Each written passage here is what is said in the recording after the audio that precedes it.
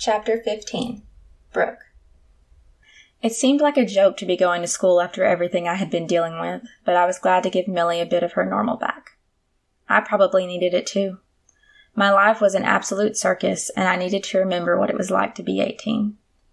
I gave Millie every pen, pencil, and notebook I could find in Charles's house, which wasn't many.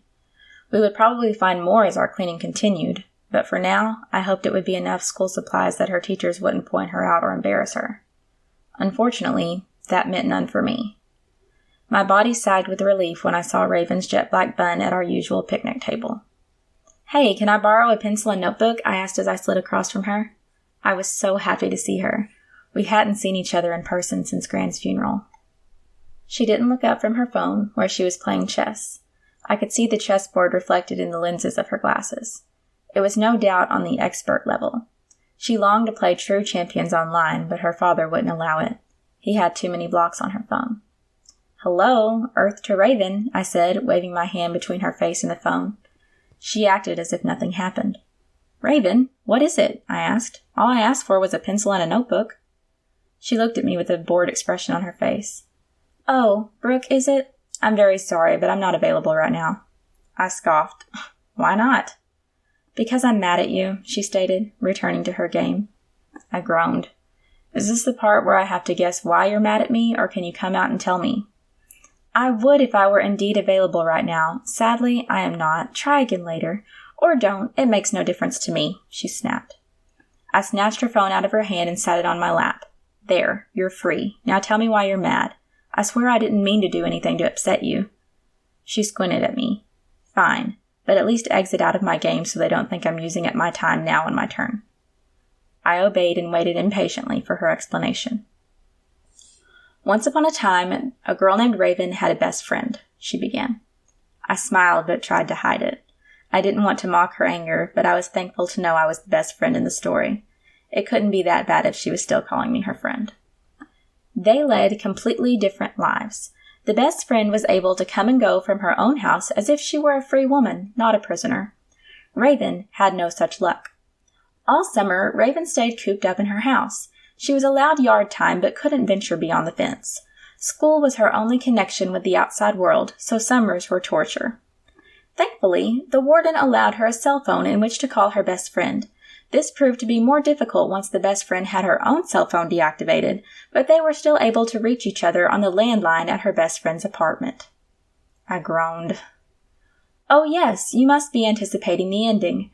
Raven used the landline to call her friend, but she didn't answer. Over and over again, Raven desperately dialed to connect with her friend. With her best friend. No, her only friend. But guess what? Time and time again, there was no answer, for 2 whole days. On the afternoon of the second day, Raven had resorted to calling every 15 minutes to catch her friend at home.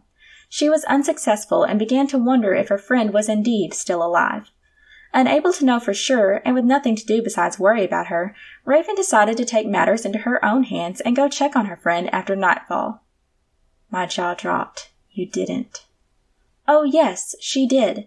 She borrowed her father's car, which she had no idea how to drive. She managed to make it into town okay and banged on the apartment door loud enough to attract the attention of the lovely landlord, who informed her that Brooke was not answering because she no longer lived at that address." I hung my head in shame. I should have found a way to let her know. So what did Raven do? The only thing she could do. She went back home to face the music about what she had done and the fruitlessness of her expedition. She had no idea where else to look for her friend, so it was the only option. I grimaced. What was the damage? The warden was displeased with Raven's outburst of teenage rebellion. He banned her from joining and leading the chess club in her senior year of high school. I gasped. "Raven, no! I'm so sorry. Is there anything I can do to change his mind?" She shook her head and finally got out of story mode. "No, not right now anyway. I plan on proceeding as if nothing is wrong here at school and hope he will reconsider by the time the tournaments come around and there are more after-school activities. Since I'm the leader, I'll do my best to make all of our current meetings during school hours so he won't know." "I'm so sorry," I repeated. I was without words, without a defense. Raven had lost what was most important to her because of me. "I had no idea if you would even be here today," she continued. I thought you could have packed up and moved to the coast without even saying goodbye." Tears filled her eyes, and I reached across the table to grab her hand. "What can I do?" I pleaded. She pulled away from me. "You can tell me the truth, Brooke. Tell me what's really going on." I wanted to, but there was too much. The summer held too many changes. Where could I even begin? How much could I tell? Would she even believe me? She sensed my hesitation. "Why do you think you can't trust me?" I sighed. "It's not that. You're going to be upset, and I don't know if I can handle that." "I'm already upset," Raven spat, her angry eyes backing up that claim. I sighed. "If I get started, it's all going to spill out, and there are parts to the story that are unbelievable.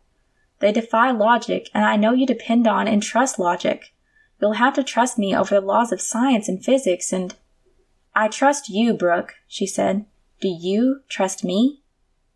So I told her. I told her how Mom blew Gran's money on drugs over the summer and left us without a way to pay rent or buy food.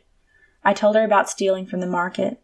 I told her about sleeping with Jeff in the woods and slicing open my arm, holding up my bandaged arm as proof. I kept it wrapped so no one would see the homemade stitches. I told her about the fish vendor who sewed it up and let me stay with him when I came upon Jeff with Holly in the tent. She looked over at where Jeff and Holly sat. He had his arm around her like nothing was wrong, like nothing had happened at all. She wore huge designer sunglasses and sat like a princess on her throne. She had no idea. Raven looked like she pitied her. I knew I did. Pity and guilt were all I felt when I glanced their way. I told her about my mom showing back up with a man who ransacked my room and stole what little money remained. I told her about the anguish I felt over losing Gran's most treasured possession.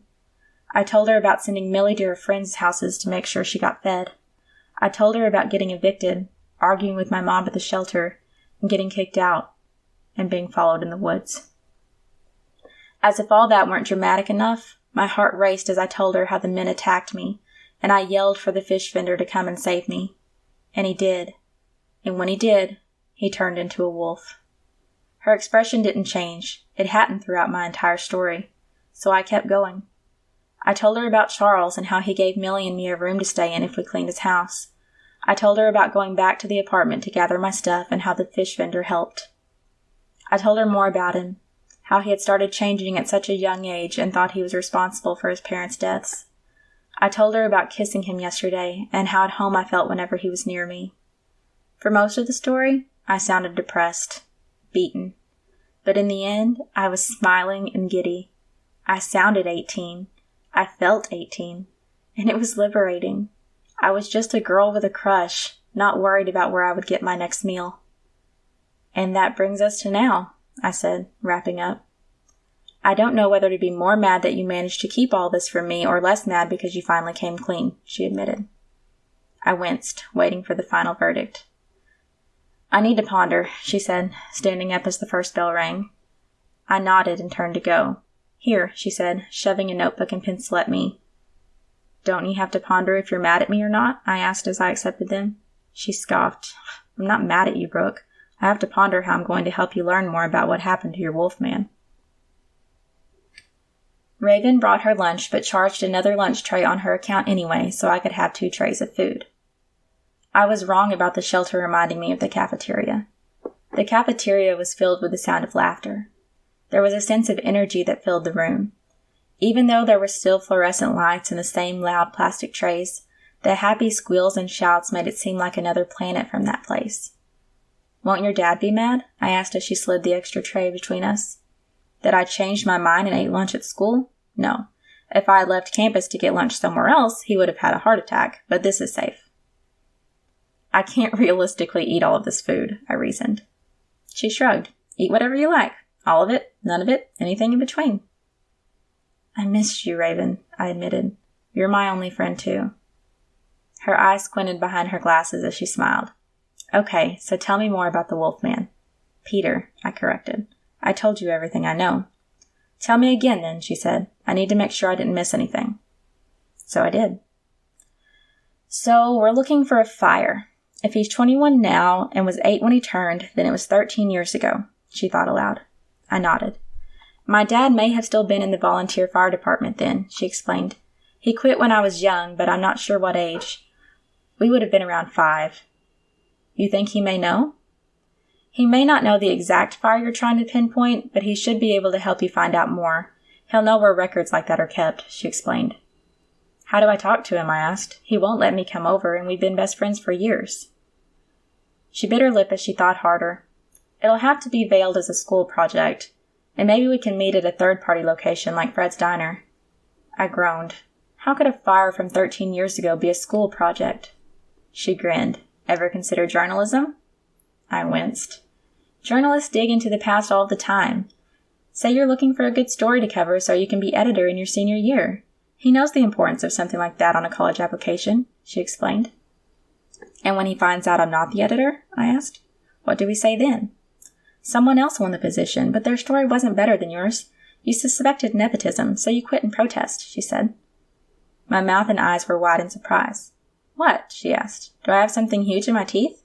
I chuckled. No, but you are incredibly good at lying. Too good. She raised her eyebrows and grinned. I'll take that as a compliment. It comes from years of living under the warden's rule. I can lie to anyone, and no one can lie to me. That's why you're helping me, I realized. You used your superpower to tell if I was lying or not? It's not a superpower, Brooke. I can just tell when someone is lying, she explained. Like when you said you couldn't eat all of that food. She gestured to the empty trays in front of us and smiled. I blushed. So you believe me? I clarified. You believe that Peter really can turn into a wolf? Not for a second, she admitted. It's not possible. But I know for certain that you aren't lying to me about it. I'm helping you because I want to learn how those two facts reconcile.